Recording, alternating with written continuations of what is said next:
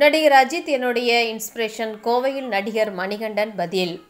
Good night lover ஆகிய படங்களின் வெற்றியை தொடர்ந்து நடிகர் மணிகண்டன் நக்லேஸ் யூடியூப் வீடியோக்களின் மூலம் பிரபலமான ராஜேஸ்வர் காளிசாமி இயக்கியுள்ள குடும்பஸ்தன் படத்தில் நடித்துள்ளார். இதில் குரு சோமசுந்தரம், சன்வி மேகனா ஆகியோர் முக்கிய கதாபாத்திரத்தில் நடித்துள்ளனர்.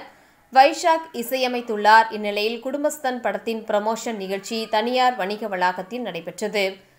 இதில் மணிகண்டன் மற்றும் படக்குழுவினர் கலந்து கொண்டனர். அப்போது செய்தியாளர்களிடம் பேசிய மணிகண்டன், தற்போதைய காலகட்டத்தில் நடுத்தர குடும்பஸ்தன் வாழ்க்கையில் சந்திக்கும் பிரச்சனைகளை மையமாக வைத்து இந்த படம் உருவாகியுள்ளதாக தெரிவித்தார். குடும்பஸ்தன் திரைப்படத்தில் அதிகமான நடிகர்கள் நடித்துள்ளதாக கூறிய அவர், குறிப்பாக குடும்பத்தில் துக்கம், இன்பம் அனைத்தும் இருக்கும் சோகமான பூச்சி இல்லாமல் சந்தோஷமாகவும் காமெடியாகவும் இருக்கும் படம்தான் குடும்பஸ்தன் என அவர் கூறினார். அஜித் என்னுடைய இன்ஸ்பிரேஷன் என்று கூறிய அவர், சிறிய படங்களுக்கு ஆதரவு இருக்கின்றது, பெரிய படங்களுக்கு இல்லை என சொல்லிவிட முடியாது என்று கூறினார். நடிகை சன்வி கூறும்போது, இந்த படத்தில் நடித்தது சந்தோஷமாக இருக்கின்றது. குடும்பஸ்தன் திரைப்படம் அனைத்து வீடுகளிலும் நடக்கின்ற விஷயத்தை இந்த படத்தில் கூறியுள்ளதாக அவர் தெரிவித்தார். ரொம்ப சந்தோஷம். ஏன்னா லவ்வருக்கு நான் கோயம்புத்தூரில் ப்ரெஸ் மீட் ஒன்று வச்சுருந்தோம். அதுக்கப்புறம் நான் உங்களை கிட்டத்தட்ட 1 year ஆச்சு. இப்போ தான் மீட் பண்ண போன ஜான்வரி வந்தேன். இப்போ இந்த ஜான்வரி வந்ததில் இங்கே எல்லோரும் மீட் பண்ணதில் ரொம்ப பெரிய சந்தோஷம். ஸோ குடும்பஸ்தன் அப்படிங்கிற படம் சார் சொன்ன மாதிரி தான், இது எல்லா வீட்லேயுமே தினசரி நடக்கிற ஒரு நிறைய சம்பவங்களோட தொகுப்பு தான் இந்த படம். எனக்கு இந்த கதையை இவங்க சொன்ன விதம் எனக்கு ரொம்ப பிடிச்சிருந்தது. இன்னைக்கு தேதிக்கு அவங்க ஒரு சாகசம் இருக்கிற ஃபில்ம், ஒரு அட்வென்ச்சரஸ் ஃபிலிம் எடுக்கணும் அப்படின்னு சொல்லி தான் ஸ்டார்ட் பண்ணியிருக்காங்க எழுதுறத.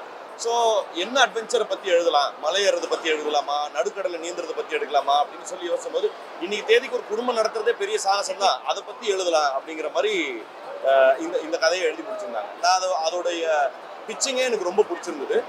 ஸோ அதனால தான் இந்த படத்தை நான் எடுத்து பண்ணணும்னு ரொம்ப ஆசைப்பட்டேன். அண்டு நான் இந்த படத்தில் நடித்த நடிகர்கள் எல்லாருமே சின்ஸ் அவங்க மக்களைட் ஸ்கீமில் கிட்டத்தட்ட ஒரு 10 வருஷமா 8 வருஷமா அவங்க டெய்லி கிட்டத்தட்ட வாரம் ட்ரெயின் ஆகிட்டே இருந்திருக்கிறாங்க. ஸோ எனக்கு தான் இங்கே மிங்கிள் ஆகிறதுக்கு எனக்கு ஸ்லாங்கோ இல்லை பிஹேவியரோ எனக்கு தெரியல. பட் ஆனால் அவங்க பொறுமை காத்து எனக்காக நிறைய விஷயங்களை இல்லை இது இப்படி வராதுன்னு சொல்லி கொஞ்சம் கொஞ்சமாக எக்ஸ்பிளைன் பண்ணி இந்த பர்ஃபார்மன்ஸ் கிட்டத்தட்ட ஒரு பெரிய டீம் எஃபர்ட் தான். ஸோ எனக்கு பெரிய சந்தோஷம் இந்த படம் நாங்கள் நினச்ச மாதிரி இன்டென்ட் பண்ண மாதிரி வந்ததில்லை. அண்ட் ஆல்சோ இந்த படத்தில் ஒர்க் பண்ண நிறைய பேருடைய ஒர்க்குக்கு நான் முன்னாடியே ஃபேனாக இருந்திருக்கேன். நான் இவரோட டைலாக்ஸை அடிக்கடி நான் அப்படி சொல்கிறீங்களான்ற ஒரு டைலாக் சொல்லியிருக்காரு. அதை நான் அடிக்கடி நினச்சி சிரிச்சது நான் என் ஃப்ரெண்ட்ஸ்கிட்டே பேசிகிட்டே இருப்பேன் அதை பற்றி. அப்புறம் சார் பற்றி சொல்லணும். சார் ஜென்ரலாகவே பொதுவாக நான் இங்கே நக்லைட்ஸ் டீமில் அவர் எப்படி பார்க்குறாங்கன்னா ஒரு பெரிய மென்டார் போல். ஆக்சுவலாக அதுக்கு எந்த வகையிலுமே அவருடைய கிட்டத்தட்ட ஒரு பெரிய சுரங்கம். அவர் அவ்வளோ நல்ல விஷயங்களை உள்ளே வச்சுருந்து எல்லாருக்கும் அந்த நல்ல விஷயங்களை கொடுத்துக்கிட்டே இருக்காரு. இந்த படம் பண்ணதில் நிறைய கொஞ்சம் நல்ல விஷயம் நடந்திருக்குன்னா அதில் இவருடைய பழக்கம் எனக்கு கிடைச்சதும் மிக முக்கியமானது. இவர் ஜென்சன் மாதிரியான, முத்தமிழ் மாதிரியான, வினோத் சார் மாதிரியான பீப்புள் எல்லாம் நான் பார்த்ததே எனக்கு பெரிய சந்தோஷம். எனக்கு ஷான்வி என்ன சொல்கிறது, அவங்க தெலுங்குலேருந்து இங்கே வந்திருந்தாங்க. நான் இவங்க ஹீரோயின் இவங்க தான் சொல்லி செலெக்ஷன் பண்ணி காமிச்சோன்னா, ஏப்பா தெலுங்குல இருக்கவங்க எப்படி கொங்கு ஸ்லாங் எப்படி பேசுவாங்க அவங்களுக்கு வருமானுட்டு.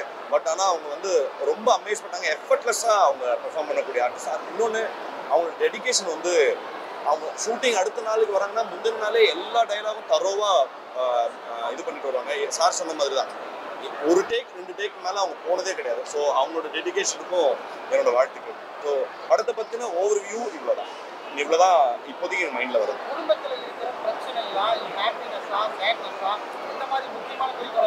இப்போ எப்படி சொல்லலாம்னா, நிஜமாக ரெண்டுமே ஒரு குடும்பம்னா எல்லாமும் உண்டு தான் சார், சுகதுக்கம் ரெண்டுமே இருக்கும் தான். பட் ஆனால் அதை ரொம்ப சோகமான பூச்சி இல்லாமல் பயங்கர சிரிக்க சந்தோஷமாக, இப்போ போஸ்டர்ஸ் எல்லாம் பார்க்கும்போது அதில் ஒரு தொனி தெரியுது இல்லை, பயங்கர சந்தோஷமாக காமெடியாக அப்படியான ஒரு அப்ரோச் தான். அந்த ரொம்ப பிடிக்கிற மாதிரி ஜனரஞ்சகமாக ஃபன்னியான ஃபில்மாக தான்.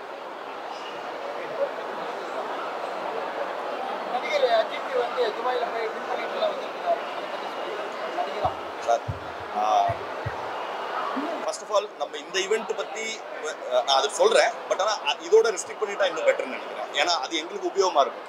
ஓகேவா?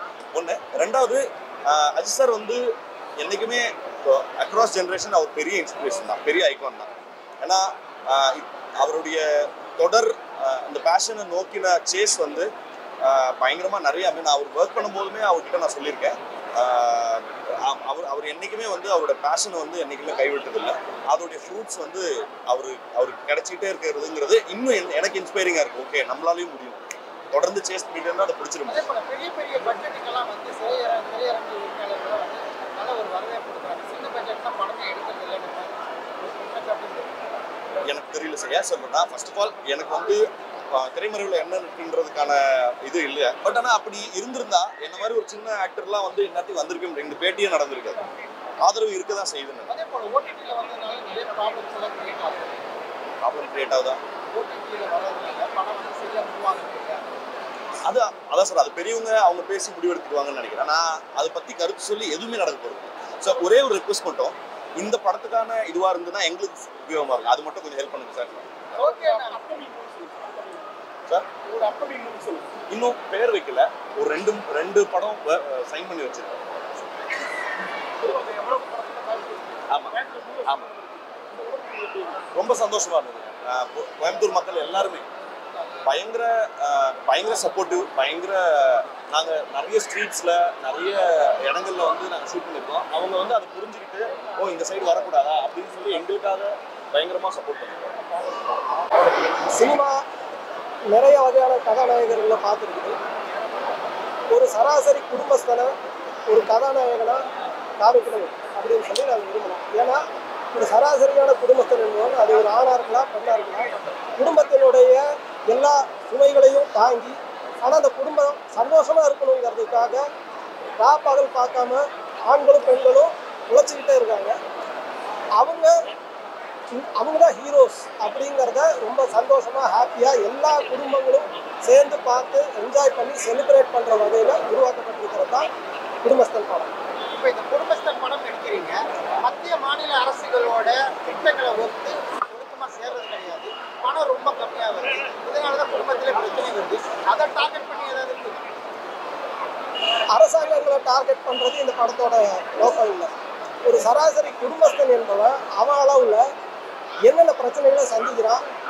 இப்போ தீபாவளிக்கு கடன் வாங்கியாவது குழந்தைங்களுக்கு பட்டு துணியை எடுத்து கொடுத்து பட்டாசு வாங்கி பலகாரம் சாப்பிட்டு செலிப்ரேட் பண்ணுறாங்க. அப்போ 2 மூடு இருக்கு அவங்ககிட்ட. கடனும் வாங்கியிருக்கான், குடும்பத்தோட அன்றைக்கி சந்தோஷமாகவும் இருக்கும்.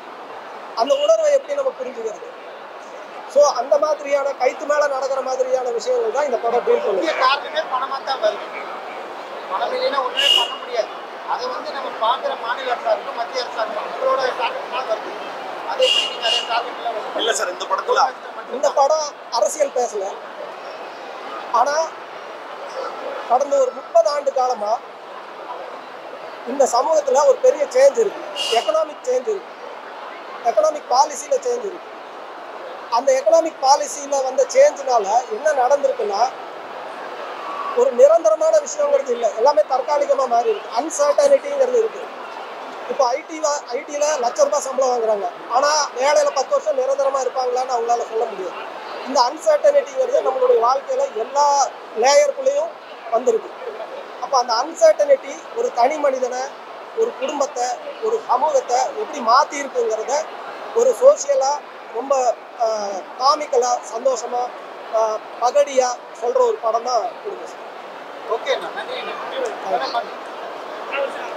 வாங்க சாயந்தரம் போலாமா? உங்கள் நேம் சொல்லுங்கள். எக்ஸ்பீரியன்ஸ் வந்து என் பேர் சாந்தி மேக்னா. எக்ஸ்பீரியன்ஸ் வந்து ஆக்சுவலி நிறைய விஷயம் நான் கற்றுக்கிட்டேன் ஷூட்டிங் பண்ணும்போது. நிறைய கிரேட் ஆக்டர்ஸ் கிட்ட நான் நடித்தேன். அதனால எனக்கு ரொம்ப சந்தோஷமாக இருக்குது. இந்த கோயம்புத்தூரில் ஃபர்ஸ்ட் டைம் ஆக்சுவலி. இன்னும் குடும்பஸ்தன் வந்து ஆக்சுவலி இந்த ஸ்டோரி நம்ம எல்லா வீட்டில் நடந்த ஸ்டோரி. அதனால நம்மளுக்கு ஒரு ரிலேட்டபிலிட்டி இன்னும் ஃபன்னு, இன்னும் எமோஷன் அதிகமாக இருக்குது. அதனால நம்ம கண்டிப்பாக பார்க்கணும். ஏன்னா என்ஜாய் பண்ணுறதுக்கு நம்ம பார்க்கணும் படம். நமக்கு அவருக்கு தான் வேணும். இண்டஸ்ட்ரியில படம்லாம் எப்படி இருக்கு? தமிழ் இண்டஸ்ட்ரி எப்படி இருக்கு படம்? தமிழ்ல தெலுங்கு இண்டஸ்ட்ரி எப்படி இருக்கு? தமிழ் இண்டஸ்ட்ரி எப்படி இருக்கு? சேம் இருக்கு. ஆக்சுவலி இது முதல் அங்க படம் இல்ல. ரேஷ்மிகா தான் ஓடிட்டு இருக்குது. இங்க எப்படி ஓடுது? ரேஷ்மிகா ரஷ்மிகா. Okay okay. அங்க வந்து அதுதான் ஓடுது. இங்க எப்படி ஓடுது? ஓடுது. வெரி சூன் வெரி சூன் ஓடுது. ரொம்ப சீக்கிரமா ஆகும். ஒன்றும் இல்லை, நான் எக்ஸ்பீரியன்ஸாக யூடியூப்ல இருந்து சினிமாவுக்கு மாறுற அந்த டிரான்சிஷன் இருக்குல்லன்னா அதுதான் ரொம்ப ரொம்ப மெயினாக நான் பார்க்குறேன். ஒரு டீமாகவே நாங்கள் உள்ளே வந்திருக்கிறது. அது மணி சார் வரும்போது அதுக்கான ரெக்கக்னிஷன் வந்து அந்த ஃபர்ஸ்ட் ஃபேஸ்லேயே கிடச்சது.